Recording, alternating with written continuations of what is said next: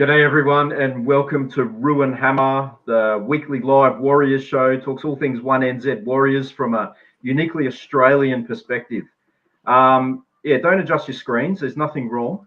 We are joined by a very special guest. I'll get to him in a second, but unfortunately, Hammer is out of action. He has caught Waz fever. So after Magic Round, the wonderful event that was, he went down to the Gold Coast and unfortunately got a bit crook. And it turns out he's got COVID. So, mate, hope you're feeling better soon. He spent the last 3 days in bed, so it sounds pretty nasty. But as I said, joined by a very special guest. He doesn't need any introduction to any of you guys, but I'll give him one anyway. He's the man, the myth, the legend, the godfather of all things was this side of the ditch. It is Richie Morgan. How are you, brother? Mate, it's great to be here. Big shoes to fill, but mate, it's a privilege to join your route. I absolutely appreciate being here, mate. Yeah, no, it's always good to chat with you, mate. It feels like it was only last week that I saw you at Magic Round. What a fantastic event that was once again. It really is the highlight, well, for me personally, because I didn't get to go to Vegas, but the highlight of the rugby league calendar every year. It's Magic Round is just always such a highlight.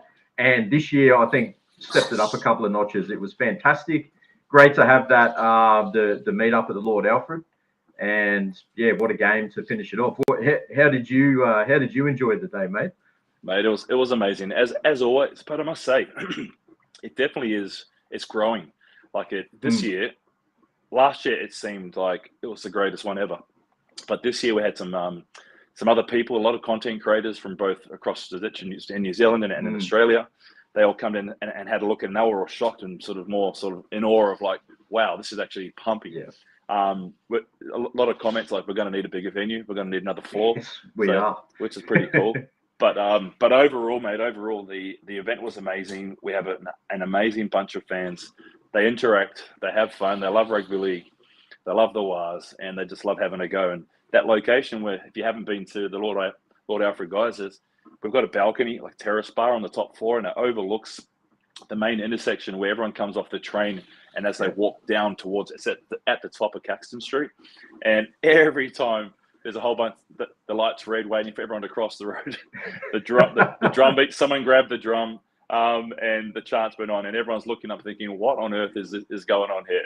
It's unreal. It actually is magic. And I've got to admit, I had a lot of Kiwis saying, a couple of Kiwi guys that went to Vegas, and this is their first Magic Round. And they said, if I have to do it again, I would rather do Magic Round. Yeah. Way more bang for the buck. The passion is just as much as it was in Vegas. But some fantastic feedback, man. Yeah, it was awesome. It always goes off like you said, when you're crossing the road, crossing over to go to Caxton Street. I remember the night of the prelim when we played the Broncos, and it was that you think the balcony was packed for Magic Round. It was dead set, people almost falling over the sides. I'm surprised it held up that night, but the ooh-ah, the wahs, and all the chants were happening, and everyone was in such a great mood. Always, you mentioned some content creators. It was great to catch up with the TWL boys, This Warriors Life. Great to meet Will and Brad and Fonzie. That's it. Good to put the NRL roast boys, I think, were there, and Jimmy Graham with the buy round from the buy round popped in to say hello.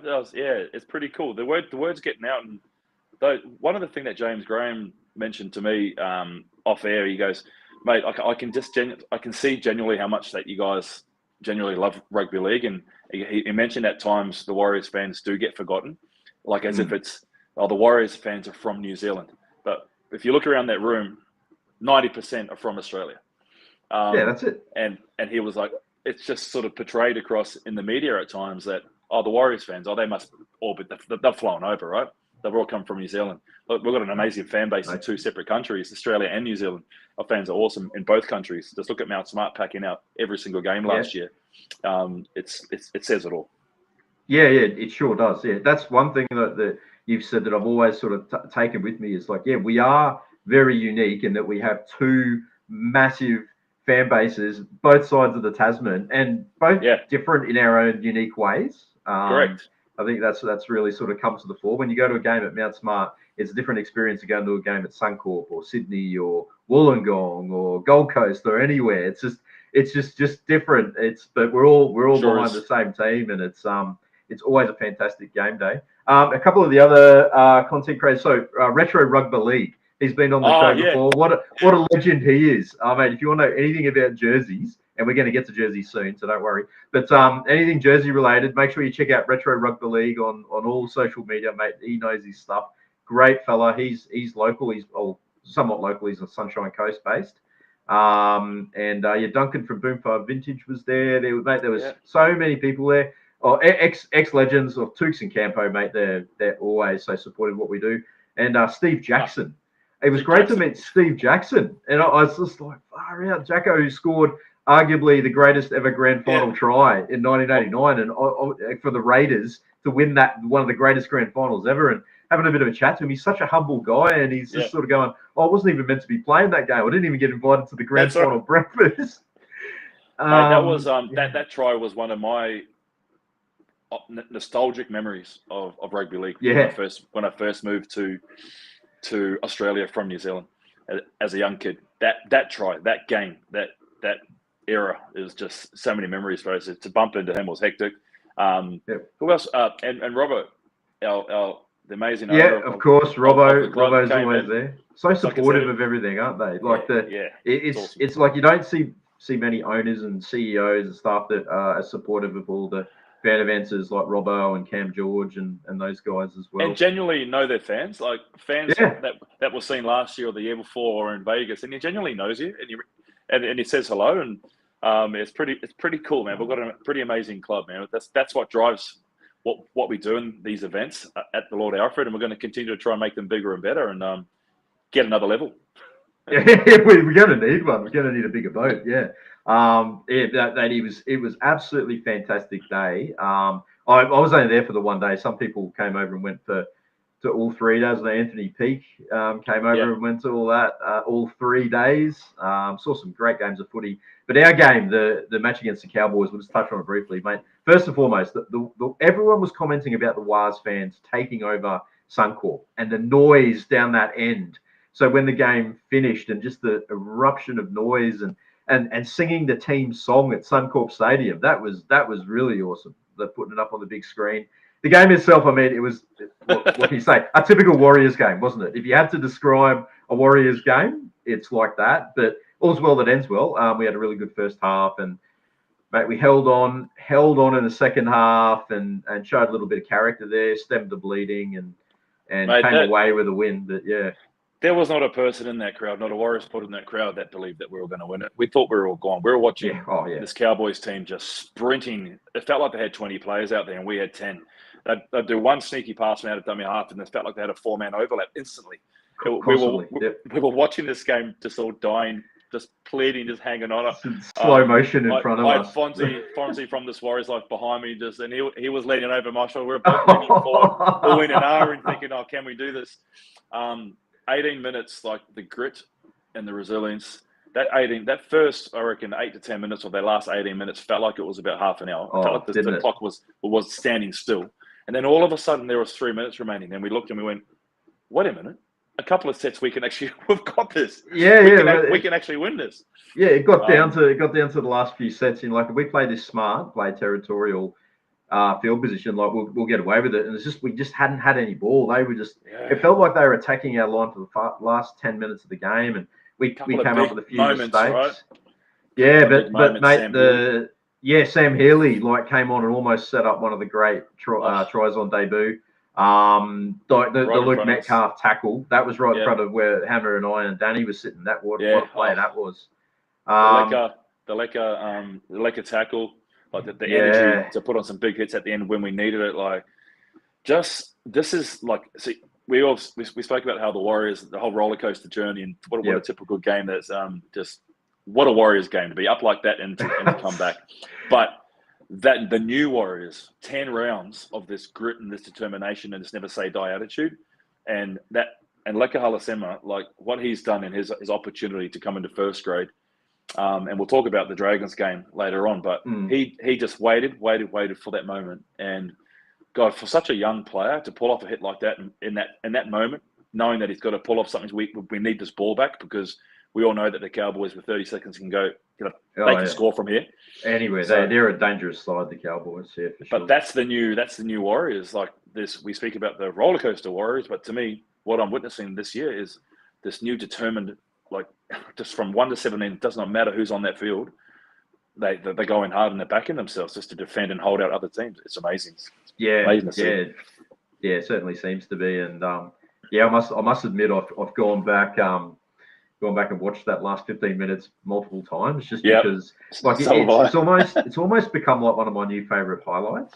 I mean, normally you go back and watch some of the tries and those sort of things, but I went back and watched that several times, because when you're at the game and you miss so much. And but that was great resilience shown. Shout out to some of the guys in the chat, Steffi, Johnny, and Malcolm Earnshaw. Malcolm, I'll get those shirts sorted for you soon, brother. One of our gold Patreons. So thanks for joining us live. So I mentioned Retro Rugby League before and his love of jerseys and all things jerseys. And we know that the Wars love a jersey as well. And this week, unless you've been living under a rock, you would know that Louis Brown has designed a jersey for the Warriors called Dear Warriors. Is that what's called again? Dear Warrior? Dear Warrior. By 151, I think. There's been a lot of promotional material out about it. It draws inspiration from a number of sources. It's got that black and white feel from that 2011 Eden Park jersey that Louis himself played in. It draws inspiration from a bit of his family background as well. And that letter, so the Dear Warrior, comes from a letter that he was sent back in 1994 when he signed up to be, I think, an inaugural member or something along those lines. And that is actually sort of embossed on the jersey. Mate, So I saw it. My first impressions were, it's just a black and white jersey. Like, it was black with like the sort of the chevrons, but in the white. But then when you sort of peel back the layers and understand sort of the meaning behind it and that kind of thing, it quickly became one that everyone wanted to get their hands on, and that was obvious because the members pre-sale sold out in about 2 minutes, and then when it went live on Tuesday night at 5 p.m. over here, 7 p.m. NZ time, dead set sold out in about 5 minutes. I jumped into Dynasty and added it to the cart and quickly hit purchase because I knew if I waited, I'd miss out, and that was a lot of people's experience. I was watching that unfold all day, and like I love Earls and I love his stuff. I've been watching Louis Brown's fashion stuff for a while. And I can't afford his clothes, but I've been quite impressed with what he's doing and how he's forged this design career and and how he runs marathons. And I love what I'm watching, but I knew I've been waiting and anticipating this jersey to come out, and regardless what it was always going to be a rock star release, right? It was always going to sell out. But when I saw the black and white, I love those colors, and that's very, to me, nostalgic Kiwis, black and white. So I loved it, and anything with the Warriors logo. I love the big size of the emblem and the logo, how it's quite large with that shield around it. That's quite a nice touch.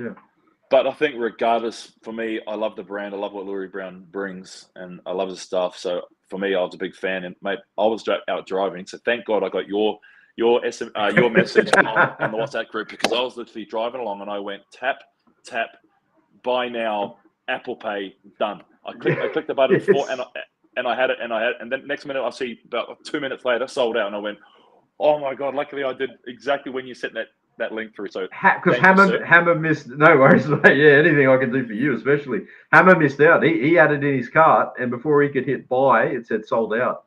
So I think that was a lot of people's experience. Very much so. It's a great jersey, and we've had some other jerseys like the Heritage jersey from last year. That when that got a release, that was one that everyone wanted to get their hands on. But I don't remember that being as fever pitch as this. No, I think this is bigger. It's bigger because it's got that prestige around it with Louis Brown, with what he does with his brand Earls. So it's and he's what he's done and how he's forged his career in design. And then he's an ex-Warrior, so this is always going to blow up. I'm not surprised at all. Yeah, it's going to end up being like a bit of a collector's item. Like the 2011 Fern jersey is itself, and the flag jersey, and all those ones that people have just assigned a lot of value to. This one's going to be like that, and especially if it's only a limited release.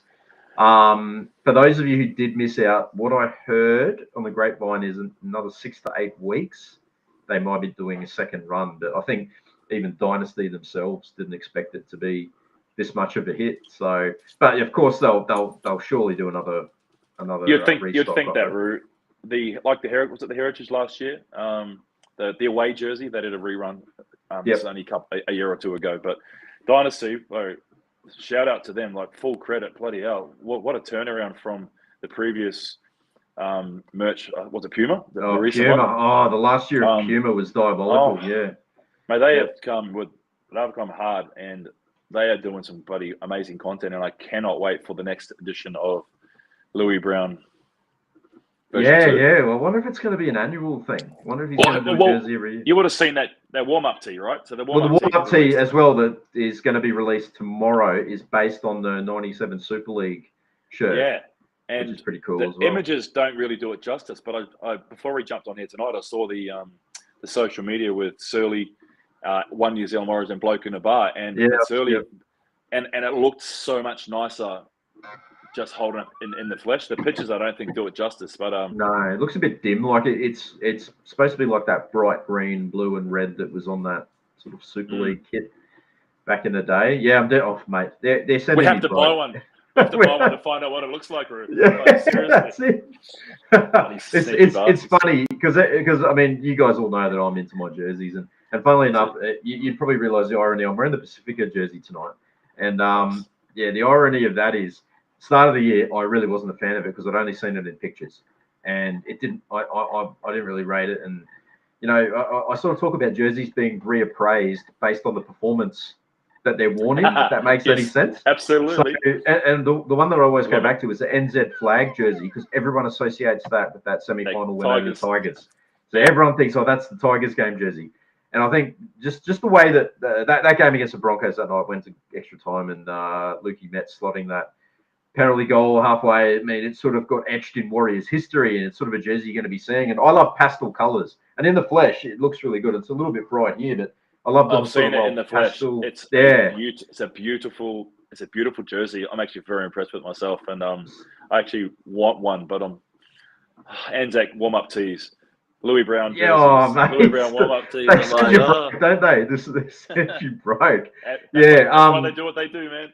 And one thing that Mitch Barnett pointed out in the presser after that game was this Golema, I think is how it's pronounced, is actually in reference to Sonny Fai, the same tattoo that he had. And I never knew that at the time. And obviously he's such an important part of the club history. And I was like, I've got to go get it now. So it was actually one of my preseason predictions. I said, as much as I bagged the Pacifica jersey, I reckon I'll end up buying it. So here we are, lo and behold. Here you are. Well, mate, the prestige of the importance and how that game meant to you, like the flag jersey, Tigers 2011. Yeah. No pressure, Louis Brown, dear Warrior. No pressure. Great to have Ciala here as well. He's got some nice words for you there, Rich. Good evening to Warren, Mike, and thanks, bro. Appreciate it. Awesome. Sean Starr, who will be joining me at the game on Saturday. So there was another game after Magic Round. It feels like we're all on such a high. But last week we travelled to Wollongong. You were there, of course, as you are for every game in that part of the world. A ground where we do not have a good record at all. In fact, it's been a bit of a graveyard for us. Tell us a little bit about your game day experience there at the Gong, and we'll talk a bit about the game itself as well. Yeah, mate, true. We're speaking with a few of the guys, and we've had many trips down the freeway down to Wollongong, and many sad, slow journeys home from games there. It's not a happy hunting ground at all. But what we'd noticed over the years, Roo, was that the away supporters bay is in such a poor location, That's right. up in the back corner, and there's just no impact and. There's no opportunity to interact with the players, to really make some noise. They can't hear you. You're literally about 40 meters away from the dead ball in goal. That's how far away you are from the area. So last year we organised about 120 tickets, and I bought 120 tickets, put the word out to get people, hey, do you want to jump in and buy these tickets together? And we'll got a new location. That worked really well. This year, for the first time ever of trying to get other clubs involved with their ticketing people, that the Dragons ticketing managers gave us an exclusive supporters bay on the 20-metre line, WC7. So I spent about 3 weeks trying to get into everyone's inbox to say, hey, we're not going to be supporting the away bay because it's too far away. We need to buy here. Yes, the price of the tickets were a little bit dearer, but you would have seen the pictures. That was the result of getting support from the Dragons. Shout out to James Halligan from Ticketmaster in St. George Illawarra Dragons. He was awesome, and he hooked us up with an exclusive link that our fans were able to click on, make their purchase individually, and we all sat together in those 2 bays, and you saw the impact. Just like Magic Round, just like in Vegas, the content that it creates for the game of rugby league first and foremost, but more importantly, for us as fans to be together. Those players were running down, looking in the corner. Every time Dylan was running back, he would look over, thank everyone. All the players were thanking us. And then they came over. We were lucky to get that win and to hang on, and with Lukey Met icing that field goal. But to create that opportunity for the players to then come over to the fence, meet their fans, all the children that were waiting to get high fives, bro. There were young girls that came back crying because they got photos with the players. That is what it's all about. That's what Warrior Nation is all about. It's about the fans together. And I think the players had so much enjoyment coming over and listening to that team song, getting belted out. It's pretty cool. So you guys were loud. You guys were so loud. You came across loud and clear on the telecast on TV. And I saw some Dragons fans complaining on their page saying, "Oh, like having a bit of a whinge." And it's like, mate, you guys show up. Like, it's not hard. It's a home game for you. There was 130 of us in that bay, Roo. I can't remember what the actual attendance was, but if they're worried about 130 Warriors fans, they've got more to worry about than us. Like if it's just 130 of us, so all it is. But I got to admit, prior to that bay, mate, we always try. It's a Warrior Nation thing. We try to do a pre-game meetup. So we meet up. They've got an amazing brewery there, just on the eastern side of the stand of the entertainment centre. It's the Illawarra Brewery. So we're all there for a good hour pre-hand, having a few drinks and just soaking up. It's a really good part of the whole Warriors journey. Fans are talking to each other, they're pumping each other up. So by the time we get into the stand, we're literally banging the drum on the way to the seat. Like So it's a pretty cool culture that we've got going on. So next year we're going to make it bigger and better. I've been in contact with James afterwards, and he's not going to cut us off. He's not going to say because you were too loud and there's no more there's no more bay for you next year, Richie. But we're gonna advertise it. If we play there again, we're gonna advertise it a lot earlier, and I'm sure that we'll get over 250 people in that bay because there were so many Warriors fans everywhere else that we were unable to talk to, Roo. But mate, what a day, what a crowd. Again, can we just have a game with no stress, please? Like, the stress in that bay coming from me. Oh, it was next level, man. And the grit. Grinding it out, mate. That resilience. It's unbelievable to see.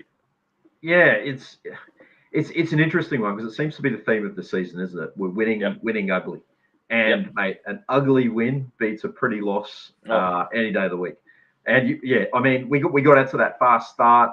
I think I don't know. I think there's a bit of truth to when they say like teams take penalty goals.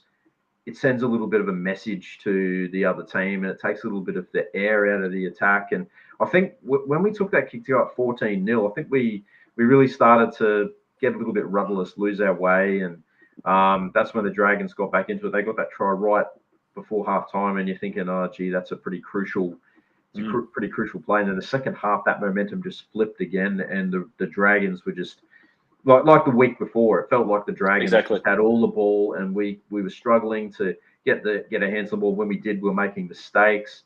And like the momentum flipped, and we were able to just sort of hang on and ride and sort of swim against the tide a little bit as much as we could.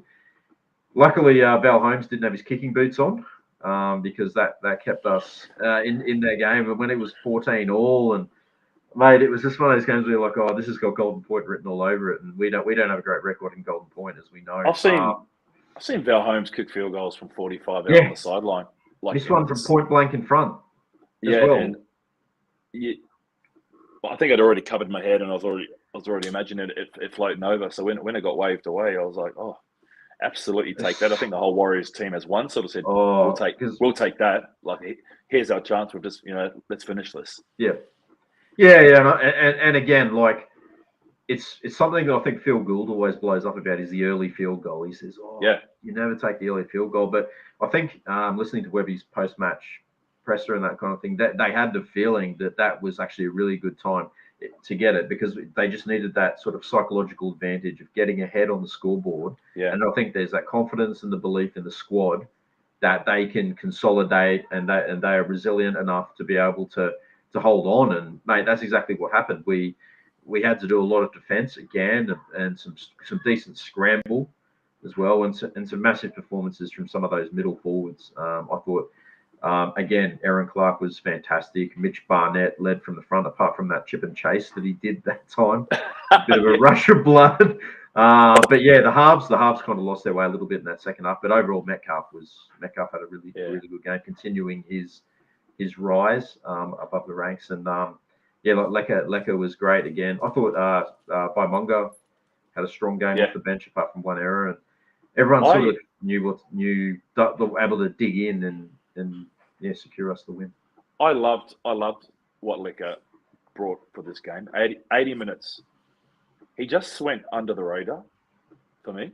Like, just did his job. And I'm like, seriously, man, like, what else can this guy do? What did he do? 120 meters, run meters, over 50 something post contact. Yep. So half of his runs, his post contacts are equal half of meters. But he just didn't stand out. And I love that from a player like that, because he's learning his trade. He didn't stand up in any flashy way, but he didn't stand up in any negative way. Just did his job. And for a young up and coming forward in the middle under that pressure, to not no missed tackles, all these sort of hit these, just the pressure that he's under, I think it's amazing. But I echo what you said, mate. The forwards were unbelievable. You said it. Aaron Clark, 52 tackles, 2 missed tackles, 177 meters. Barney, what did he get? 185 meters, like ridiculous. He made a shitload of tackles as well. CNK, another 200 meters at the back. What a performance by chance. Just like, whenever someone needs to, I thought Kurt Capel was awesome as well. I thought he was amazing. He was good. He's still got a few missed tackles in his game, but he brings experience and he brings leadership. And I think that, along with the experience of James Fisher-Harris, I know he hasn't been playing for the last 4 weeks or so, but I think that's been like the missing ingredient for this side, is that you need these guys that have been there and done it to come in and say, hey, I know that everything's going against us, but we're still ahead on the scoreboard, or we're still level. We're not out of this. Don't drop your heads. Stay in the fight. And again, that's like the whole word the resilience and everything is something that hasn't been a part of our game for a while, excluding obviously 2023. And so I think that's one of the big things that Capewell brings to the game. Aaron Clark has to be close to the buy of the year. I think without a doubt. I think 10 straight weeks of outstanding performances. Like, that guy's in every NRL media's team of the week. He's either in the starting 13 or he's on the bench. He just continues. 52 tackles, 177 meters. Like, he's not, like, we all thought missing Tohu Harris last year. Like, when he ruled out at the start of this year, when he said he's forced injury retirement, medical retirement, you're like, okay, we bought Aaron Clark. He'll fill that 13 role. But did anyone think that he was going to fill? No. He's no Tohu Harris. He's not copying or trying to. He doesn't need to be. He's just Aaron Clark playing 13. But there's no void, absolutely no void whatsoever. Like, he's just hit that spot unbelievably well. Like, the energy, I just love his energy. He just comes back on and just this post contact, he just runs through the line every time. He's a nuggety little customer, and he'd be hard to tackle because he's got that sort of lower center of gravity as well. But he's been absolutely fantastic. I just want to acknowledge a couple of comments here. So good mate Jay Harris has jumped in. He said, feel like CNK's efforts are always going unnoticed. I I just want to say a little bit about the whole CNK scenario. So what I do know is that the club is all in on CNK Chance as fullback. They are all in. He has been re-signed as our fullback. So I've heard that from a very reliable source. So I don't know. I like you, Ciala. I'm a massive fan of Tane, and I think he still has to be in the team somewhere. But I think the comments that have been made is you need a bit of a bigger body at fullback. You need someone who can withstand 27 rounds of the regular season at fullback. Yeah, Chance has been there, done it. He's got the track record. And at first I was like, yeah, but Tane brings all these other skills and everything. But when the going gets tough, mate, you need someone like Chance back there at fullback to take those tough carries. Sometimes he takes 3 hit-ups per set.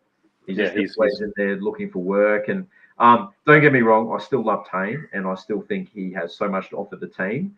But I think he's going to need to find somewhere else where he fits in there, whether that's 14, whether that's in the halves, whether that's he stays on the wing, holds his spot there. I don't know, but I'd hate to think that we lose him over it. But I can say that the game model is set up for Chance to be our fullback.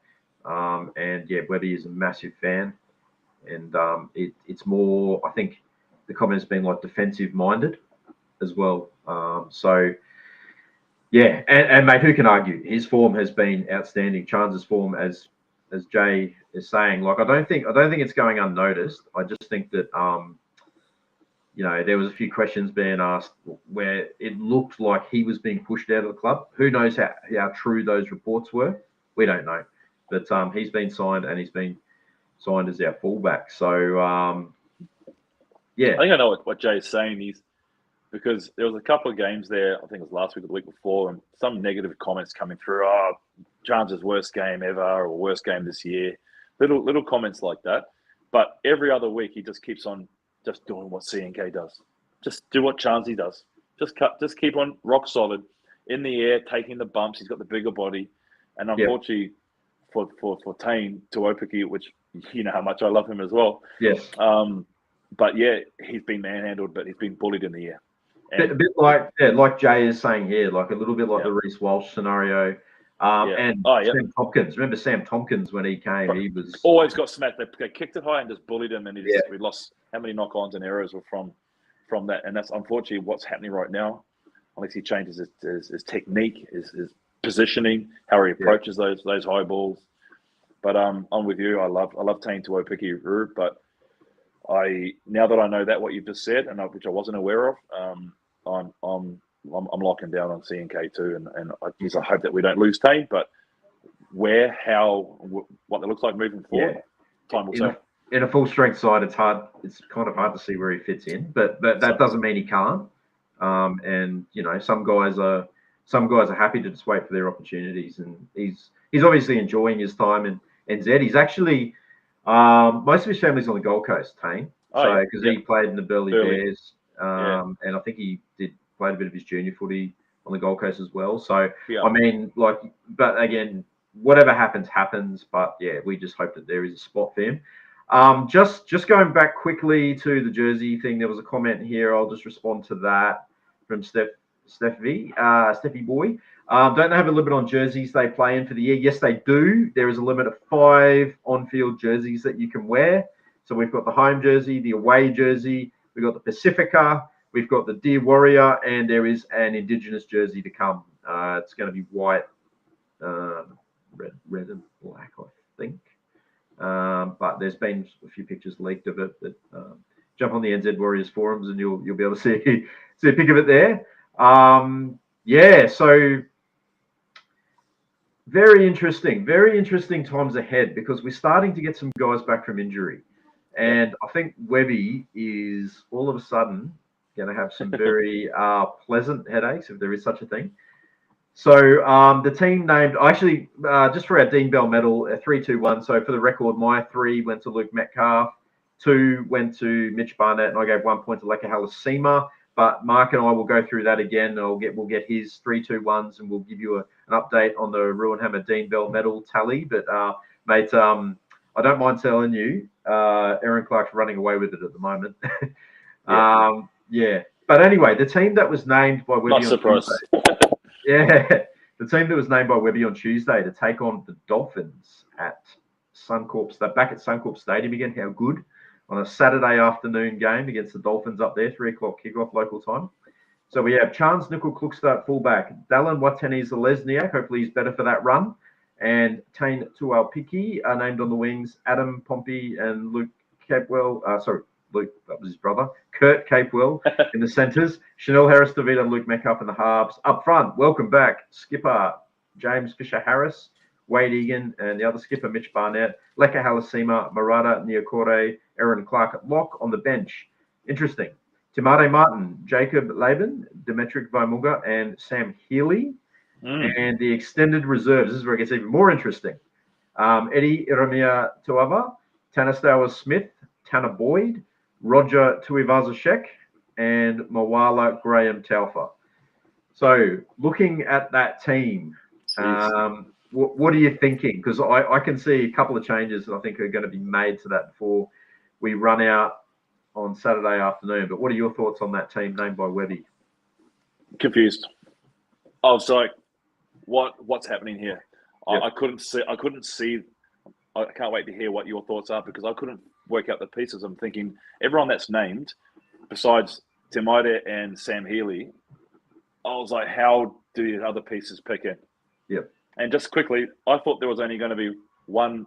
We only had one Tanner boy. Now we can potentially have two Tanner at the same time. So Tanner Smith, he's obviously close to Tanner a Smith birthday. is on that verge. That guy is wow. I remember watching him start of last year playing SG ball or Jersey flag, and my mate Jared Cronin from Warriors Anonymous, where they're watching him, and he knew him from Christchurch. To see his rise, we're digressing, but mate, Tanner Smith, I've seen him play from a young kid. He's just got what it takes. He will be a great bench forward, and then eventually starting forward for the Warriors, man. He's got the goods. As you said on Magic Round, how good are the pathway systems? This is a very real thing. Look at these guys coming through. We don't have enough spots for all of them, which is that's right. Two Tanners. Look, I get the feeling that if Roger Tuivasa-Sheck, apparently he failed his what do you call it? He failed his fitness test during captain's run last week. So he was also on the extended bench last week and missed out. So very interesting to see the squad that they do take over to Brisbane, because see who drops off that bench. And I think if RTS is there, is still on the extended bench as one of the two travelling reserves, mate, he's going to play. Tane. Unfortunately, I think Tane might drop out. I think Tane will drop out if Roger's playing 100%. That's what it was, back to status quo. Yes, I'd be gutted for Tane if that happens. But I don't know. Or the other one is they move Rog back into centre, where he didn't exactly grab the wool by the horns there last year, but he is capable of doing a job there. So if you move RTS and move Capewell back to the pack, and one of those guys, but it might mean someone like Halasima goes back to the bench, and it's like he's been so good when he's been starting. Yeah, playing 80 minutes. He's an 80-minute player. Exactly. So I don't know what happens there, and maybe you got to think that we're not going to have Timade Martin and Sam Healy on the bench. That's right. So I don't know. Timade Martin, when he came on the weekend, he added he added zest. Playing a lock. Yeah, and he added a zing and that speed, and he made those little line breaks, got the defensive patterns thinking, they were adjusting. It was bloody good. That one, where he came on was right down in front of the Warriors section, the supporters section. Really could see him moving. It was really cool, and you could see, oh my God, he just made a massive injection. So he's ready for first grade, man. He's ready to get back in that team, but it's so hard. There's so many headaches, because I want to see more of Sam Healy. Like we got a small taste of him at the end in that last 15 minutes of Magic Round, and he just did not look out of place. Like he got in there, he made some great tackles, he dived on loose balls, he made some good runs, he almost set up the match-winning try. And he's an interesting sort of body shape for a hooker as well. He's a bit taller. And he came in and played a bit of lock forward, and he said he'd never played lock before, or maybe once in juniors, but to me, he looks like he could more than hold his own in the middle there. I tend to think though that Webby may go with Tamale Martin just because of the versatility there in that he can play fullback, he can play in the halves. Mate, he played lock last week, so I mean probably not preference. He's not a big man, but I fully agree. I think he'll go TMM, and the whole Sam Healy situation has taken me back to last year when Lecker made his bloody barnstorming debut against the Dolphins. Yes. And then you're thinking, okay, let's get him in. And then he played one more game, a couple of minutes off the bench, didn't really do much, but didn't see him. Didn't see him for the rest of the year, pretty much. All right, we didn't see him much, but now we see him this year. Is that going to be like Sam Healy again? He's going to get a couple little look-ins. He knows Webby's told him you're part of the future. But just be patient, just bide your time. You'll get your shot.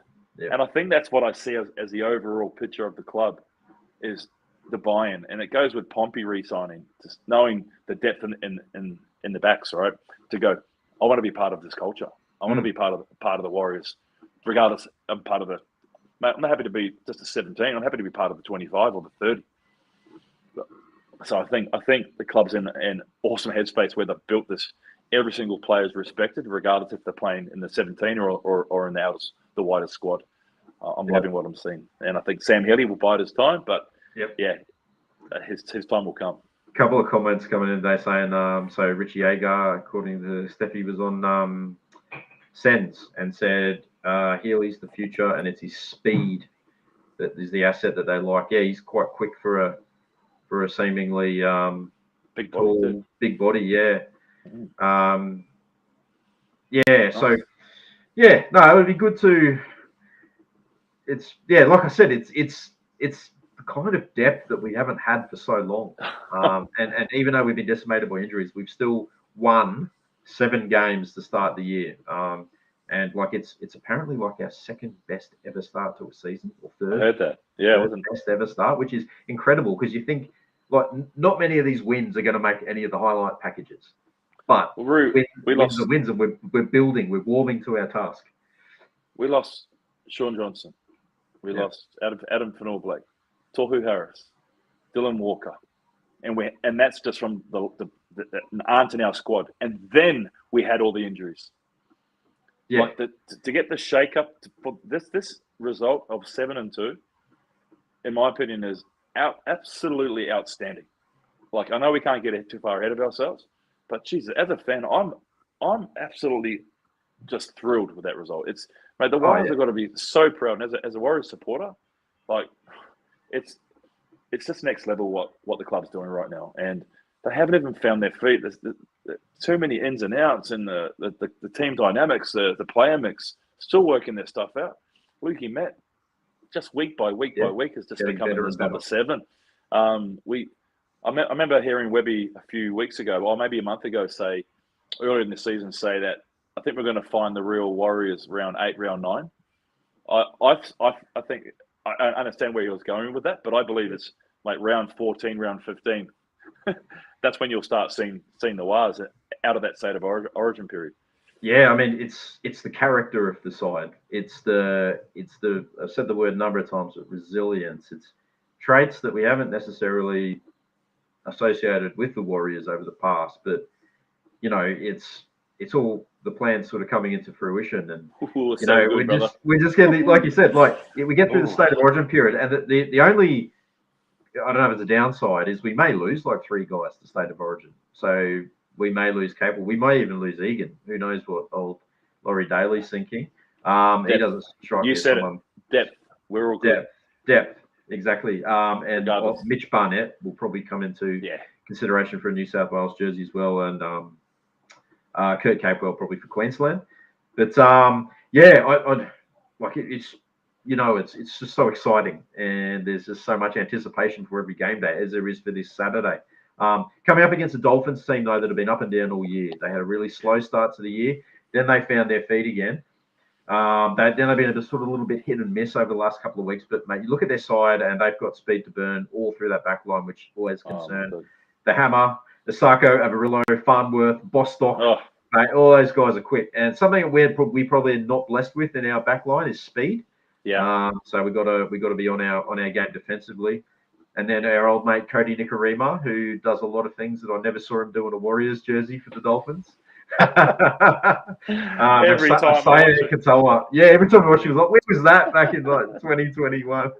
Katoa, mate, they're a great team on paper. Molo, Donahue, Felice Kafusi, Benny Fuyaki, Gilbert, Ray Stone. On their day, they are a great side, and it's a home game for them. Although, as a number of you guys have pointed out in the chat, that it has been wet up here in Brisbane, and mate, we haven't had a dry day for probably almost 2 weeks. It's been just raining off and on, and it's supposed to pick up tomorrow, and it's supposed to be raining on the weekend as well. So could be obviously, you know what that means. One in the forwards, and you kick to the corners, and you're better off not having the ball. Hopefully, it's not one of those games where it buckets down, but that is the nature of Southeast Queensland sometimes. So the weather may play a part, but I am really looking forward to this. I will be there, as will you. Absolutely. Yep. Flight was booked yesterday. We've got a pre-game meet-up again on at the home of Warriors supporters, the Lord Alfred Hotel, guys. We're on from 12 noon. And then we'll make a march down to the stadium. We'll try and make that a bit of a part of our game day in Brizzy at Suncorp. We'll do the march down, as you may have seen on some social media. And then we're in the Bay, and then the Warriors have put on an amazing opportunity for Queensland fans. They've got the post-game player meet and greet, so that's at the team hotel post-game. So it's going to be for a whole bunch of fans. It's going to be pretty cool. You're going to have the pre-game, so we're going to have so much excitement regardless of what happens in the supporters Bay 317, and then the Warriors are putting on that amazing opportunity to get some ciggies, get some photos, meet your players. It's going to be pretty cool. It's going to be. I'm looking forward to an amazing Saturday. Yeah, absolutely. Look, honestly, guys, if you're in Southeast Queensland, or even if you're not, and you thinking about coming to the game, don't think about it any longer. Get there. Suncorp Stadium really is, in my opinion. I know I'm a bit biased because I'm a Southeast Queensland local, but it is the greatest place in the world to watch football. It's such a great stadium, awesome atmosphere. There's going to be heaps of Wars fans. We know that. We're going to take over Southeast Queensland. Is home away from home for the Warriors, so it's going to be there's going to be a fantastic atmosphere. Mate, I can't wait. As you said, make sure you get to the Lord Alfred from 12 noon, and come and hang out with your fellow Warriors fans, and I'm sure there'll be a few ex-players floating around and a few content creators. So it's always a good atmosphere. All right, so the rest of round 11, we'll just go through that quickly. We'll just give our tips for the other games. So Thursday night is Women's Origin, and then the NRL kicks off again on 6 p.m. on Friday night. The Knights taking on the Eels, McDonald Jones Stadium in Newcastle. What are your thoughts on this one?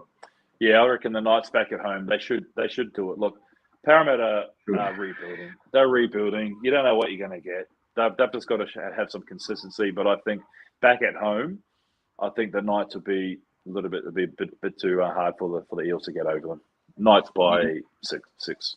Yeah, I agree. I think it'll be close. I think the Eels will make a game of it, but I think the Knights, after blowing that 20-point lead last week, they'll be seething. Well, they should be seething, and I think they'll have a little bit too much for the Eels there. Second Friday night game. Bulldogs taking on the Roosters at Accor Stadium. Bit of a blockbuster here. Old school blockbuster. Old school block. Excuse me. The informed Bulldogs. How about that comeback last week against the Raiders? What are you thinking here?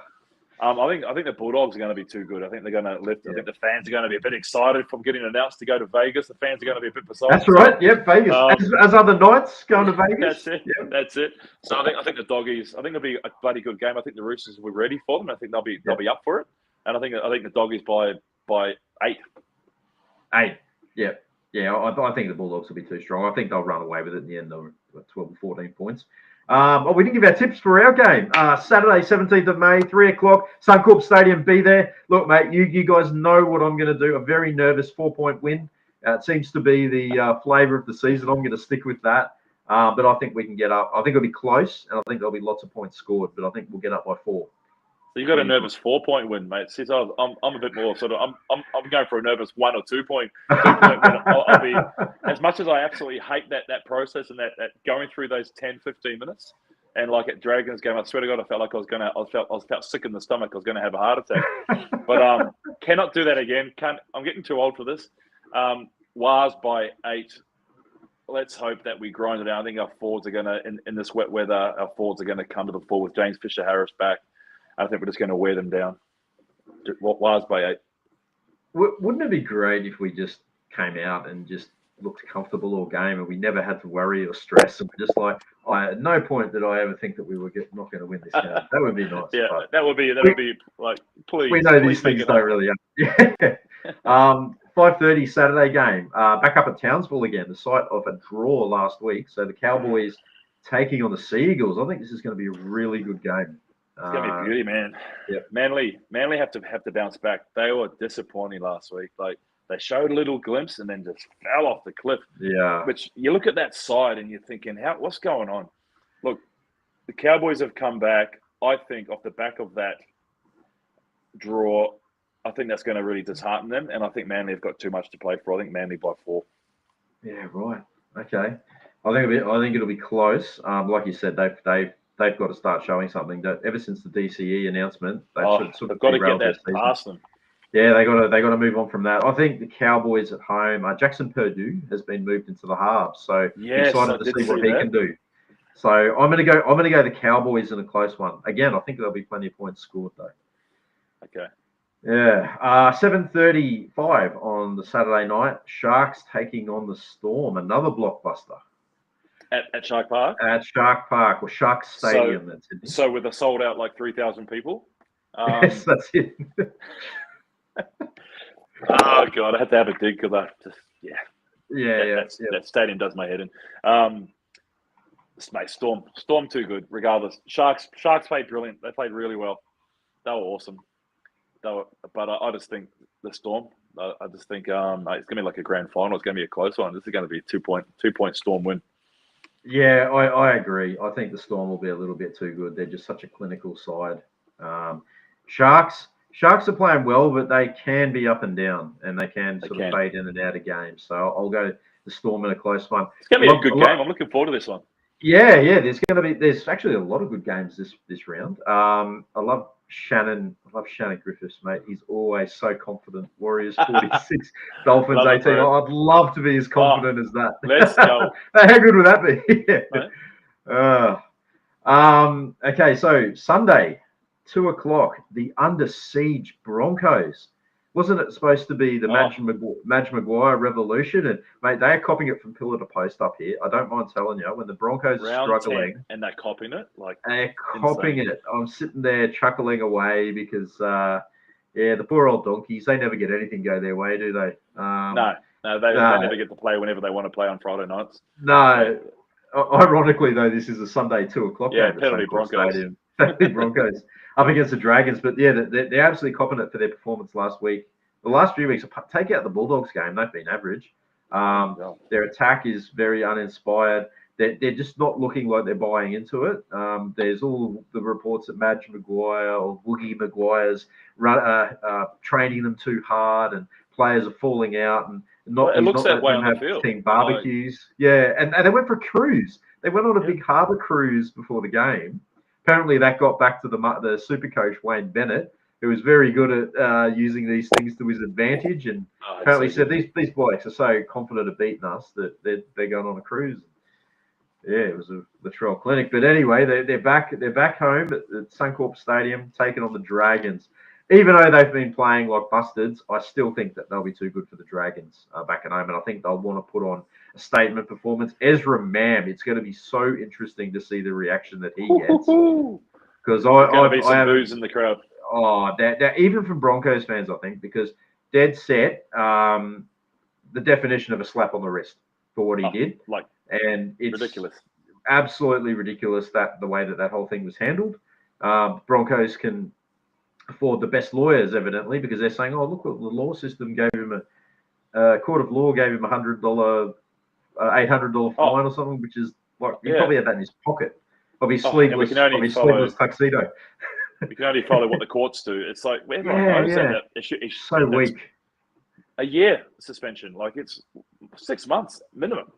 This is not like something small, like, you know, this is not like a bubbler or something like that. This is like something where people are genuinely being hurt. And anyway, I digress. Look, but what's happened has happened. Yeah, the ruling is what we hate, and which we think is it needs to be. If that was our player or that was something happened to it's the ruling. It's not the player. We don't hate mate Ezra Mam. All that aside, I'm bloody awesome to see him back. I saw some highlights of him playing Queensland Cup, and he's a great player, no doubt. Yeah, it's. I think it could go one or two ways, Roo, like for the Bronx. I think it's going to go in a positive way. I think the Dragons, they've lost 3 close games by less than 2 points or 1 point. They lost 3 games by 1 point this year. Yeah, leading in all of them, I think. It's funny. That could be us, right? When you look at those 3 games, that could be us, and it has been us. How many years have we left points, competition points out in the field because we just couldn't ice those close games? Just couldn't ice it. But I think the Broncos are going to be too good, and I think they're due for a bounce back at home. Yeah, it's wet weather again, but that Broncos side is just far too good. I think Adam Reynolds is going to have a cracker. He needs to take full control. He is playing, isn't he? He is. He's not injured. I think so. Yeah. Reynolds and Mam in the halves. Yes. I think that combo. I think Reynolds is going to take control and just feed Mam and just let him play his running game. What he does best. I think the Broncos by 18. Yeah, agree. Sunday. Geez, Channel 9 are weird with the games they pick for match of the day. Sunday is the Raiders versus the Titans. We can't get a Channel 9 game to save our lives, and they're putting on the Raiders and the Titans. Anyway, this is obviously for Australian viewers. But yeah, mate, the Raiders will be seething. Ricky Stewart will be seething after last week, and seething over the ridiculous questions he was getting in the press conferences as well. Yeah. I don't mind telling you, but coughing up that 20-point lead, they were looking $1 million in that first half. And, yeah, just all again, it was the momentum switch. The momentum just switched in that second half. Crichton played like a man possessed, and this is the nature of the game these days. There's no such thing as a safe lead, is there? As we know as Warriors fans, there's no safe lead. We know after 31 years, exactly. I think we were the first team in NRL history, just digressing, to lose 3 straight games leading by 18-0 and to lose. I think we're the first team in rugby league history, was it? Over in 2012. Yeah, Perth. And the Perth game was the one that ended in that. The only team to be up. Look, anyway, how do we remember this as Warriors fans? Come on. Because we got scars. We're carrying the scars of years. Day one. That's what makes a good time taste so good, though. It really does. That's it, brother. Because we've been in the trenches for all this crap, like coughing up 18-point leads here, there, everywhere. But yeah, but I think having said that, the Raiders will be too good for the Titans at home. How do you see it? They should put on a shitload. They should pump them. I think. Look, the Titans, man, talk about a team that you don't know what you're going to get on what day. Far out. They've got a team of class as well. You've got speed everywhere. Like some of the stuff that Khan Pereira does, but they just can't put it together for 80 minutes. And I think the Canberra, they'll be pissed off. Raiders by 16. Yeah, I agree. And we've got another Sunday night game this week because of the Origin on Thursday. So we've got the West Tigers taking on the Rabbitohs out of Campbelltown. Another Sunday night game out at Campbelltown. Tigers fans would be spewing. They're playing out at 6 up at Campbelltown again. Yeah. It's hard to know which way to go in this game. Tigers again pumped 64-0. So but they have won 5 games this year, and 64-0 is not going to happen again. Much improved. I don't know. I'm gonna go the bounce back for the Tigers here. I think the Tigers are a close one. I think super close. I think we could even have a golden point, Lockie Galvin field goal or something. It could. Yep. I reckon she's going to be tight as. Yep. Yeah. Okay. Well, that rounds out our round of footy. What do I know, Roo? Yeah. What do any of us know? Oh, geez. Footy tipping has just been an absolute nightmare this year. We love it, mate. What a game! It gets us all talking about every single matchup every week. That's what we love about the game. Yeah. Awesome. Oh, mate, a little bit of housekeeping before we let you go. I just want to give a shout out to Warrior 134, Michael Witt, the legend that he is, a good friend of the show up here in the Gold Coast. He's got his own men's health range of products at Vital Man. So he's got the Vital Drive that you can get there. All right. Mate, I take this first thing in the morning, gives you a great energy boost for the day, gives you energy to get through work, playing with the kids, doing all that stuff. So yeah, make sure you get that. He's also got his own sort of meal replacement shakes as well. Oh, so okay. we've got the Vital Shake as well, mate. This chocolate, he's got chocolate and vanilla flavor. I've been taking this for a few weeks now because I'm back on the health train. I know I say that all the time, but I really am this time. Brother. So yeah, anyone who's conscious about their health and looking to build some healthy habits, check it out. Like I have this with my oats every morning, a scoop of the Vital Shake with my oats and berries, mate. It's the best thing ever. But yeah, this way better than the Chocolate Man Shake, I'm telling you. This has like a rich chocolate flavor. It's my go-to. So make sure you guys check it out. If you're interested in any of that, make sure you go to vitalman.com.au. And if you use the code RU and Hammer, as it is in the screen there, you'll get 20% off your order. So jump on, bro. Give it a go. Jump on, yeah. Make sure you try it out, and yeah, get yourself a nice discount. He's a good man, Witty, and I'm sure we'll see him at the Gold Coast game as well. If you want to support us on Patreon, you want to support us in what we do here in Ruin Hammer, then you can jump onto Patreon and become a Patreon supporter for as little as $3 a month, all the way up to $10 a month, which gets you some of our fantastic Ruin Hammer merchandise as well. Jump on there and have a look. I just want to say massive thanks to all you guys who do support us on Patreon. And yeah, all you gold patrons out there, especially, as I said before about Malcolm, I'm sorting out a couple of shirts for him. So that's some of the benefits of being a gold Patreon. So yeah, if you want to become a supporter, jump on to patreon.com/ru_and_hammer and check out some of the options that we have there. And speaking of merchandise, very exciting. I've got some new designs up on our Redbubble store. So you jump in there and have a look. That's out. Make sure you go through our Redbubble store /people/ru-and-hammer/shop. Mate, I've got a Lecker Halasima design. I've got a Luke Metcalf design. I've got a James Fisher Harris. I've got a couple of cartoon-inspired Ruin Hammer designs there as well. So jump on and have a look. Any commission that comes from that we put back into the show. So we use that to pay for our licenses and all the costs that are involved in the show. So we greatly appreciate all you guys that have bought merchandise, and you get yourself some cool, unique threads for the game. And there's plenty more designs coming as well. So stay tuned. Yeah, mate, that's about it. I just want to say a massive thanks to you, Legend, for jumping on at very short notice. You're welcome, bro. Anytime. Again, another shout out to you, Hammer. I hope you're feeling get well soon, mate. Yeah, I'm yet to have COVID actually, so I was about to say I know what it's like, but I don't know what it's like. So I think I'm one of the last person on earth that hasn't had COVID. But anyway, yeah, get well soon, mate. Thank you again to you. Thank you to all you guys who were in the chat. Some awesome comments coming through. Thanks for joining in the conversation, mate. If you're going to be there on Saturday, make sure you come up and say g'day to Richie and myself and anyone else that you see there. Once again, Lord Alfred Hotel from 12 o'clock. Up the wires, baby. Up 12 the wires. See you there.